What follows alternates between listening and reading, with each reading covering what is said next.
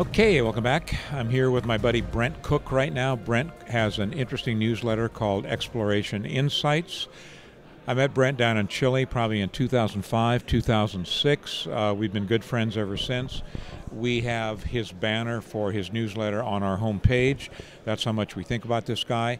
I'll tell you, I don't know how he keeps his marriage together. And the reason I say that is Brent is a total, complete world traveler. He visits every single site that he even is considering when he's considering getting involved with a mining company.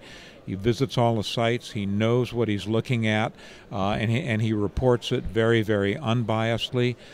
The philosophy of his newsletter, which we're going to get into in a minute, is something that I wholeheartedly support. Where you been recently, buddy?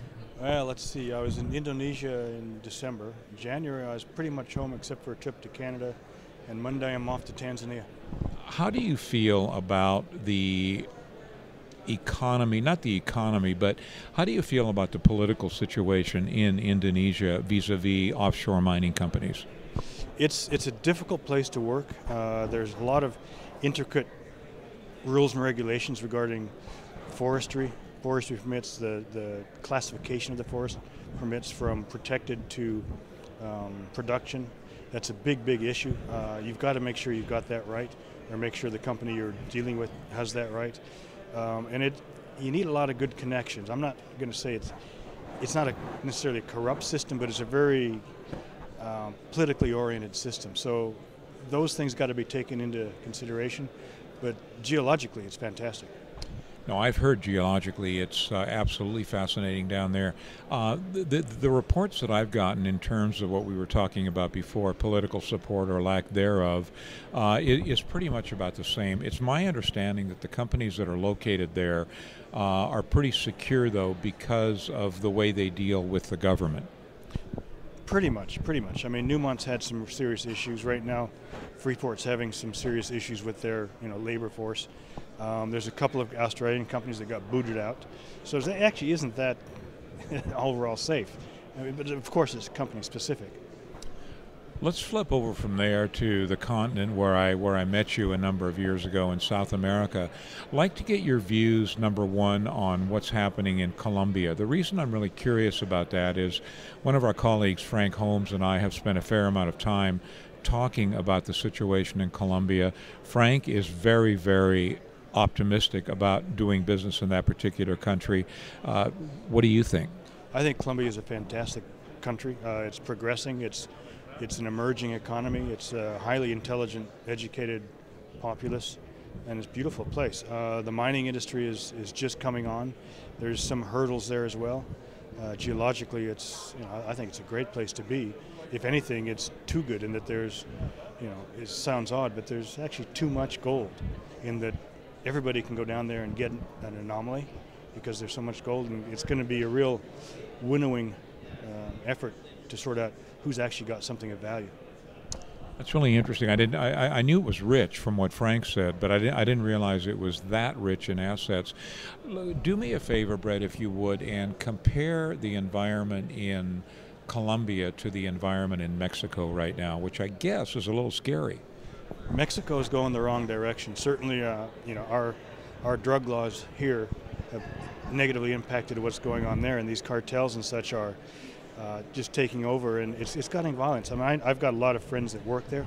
I do too. Yeah, no, we have a lot of clients. I have a lot of friends down there, and so far, knock on wood, nobody's had a problem. But there are some fairly serious security issues, and our friends are taking care of that.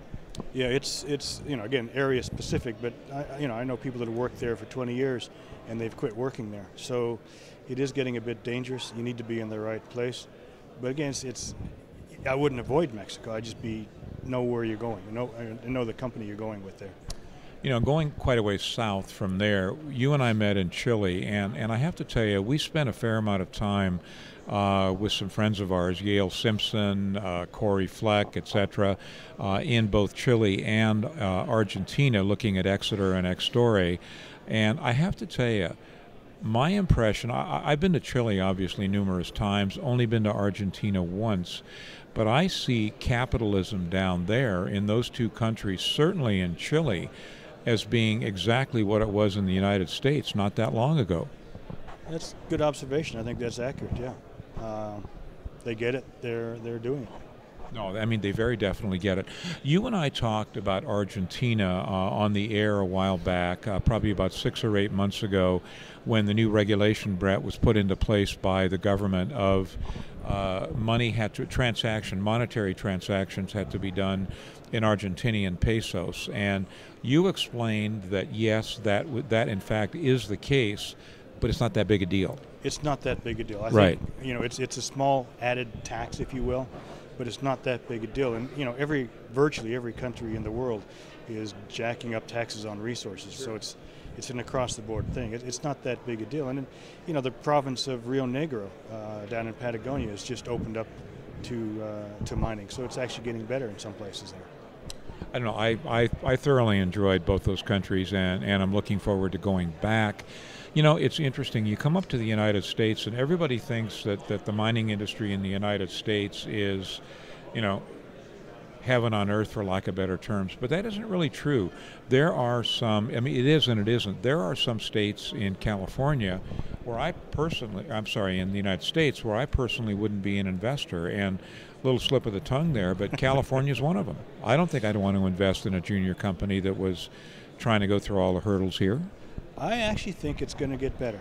Tell me why you say that. That's interesting. I think, again, it's area specific, but there are places in the western or the deserts, the Mojave and such, Kern County, San Bernardino County, up into around Reno as well, that the state's going broke.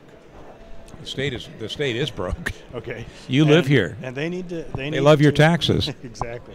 They need to generate income, and I think there are areas where I would go looking now that I wouldn't have gone 10 years ago. And the same applies to Oregon as well.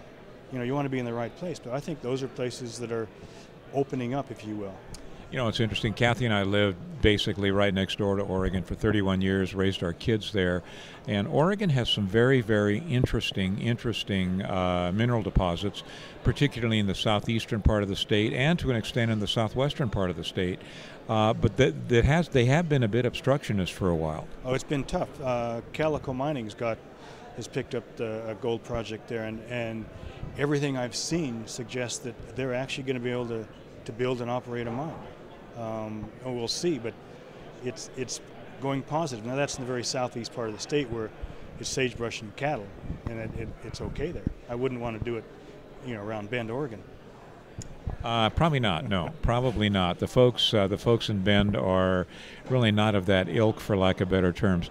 Got about a minute left here. Tell our listeners, if you would, about Exploration Insights, and preface that, if you would, with a little bit about your background, because I think that's very important. Right. I'm a geologist, been doing it for 30-odd years. I've worked in about 60 countries, mostly advising major mining companies and such, and then I came across the financial side, and now I write an investment letter.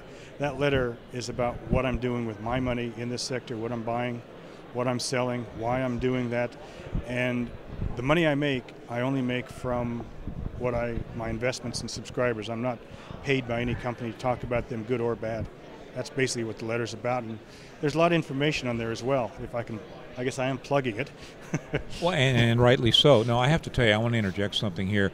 We have an interesting business. We're involved in a very interesting industry, and I am very, very appreciative of the candor and the absolute. Brent's newsletter is truly an open book. It's totally transparent. What you see is what you get. There are no ulterior motives. If Brent is invested in a company, you know it. Brent and I share one thing in common, and that is if we're going to buy or sell a stock, we always give 3 business days notice before we do that. It's guys like Brent that make our industry worthwhile. Brent, thanks so much, buddy. Thank you.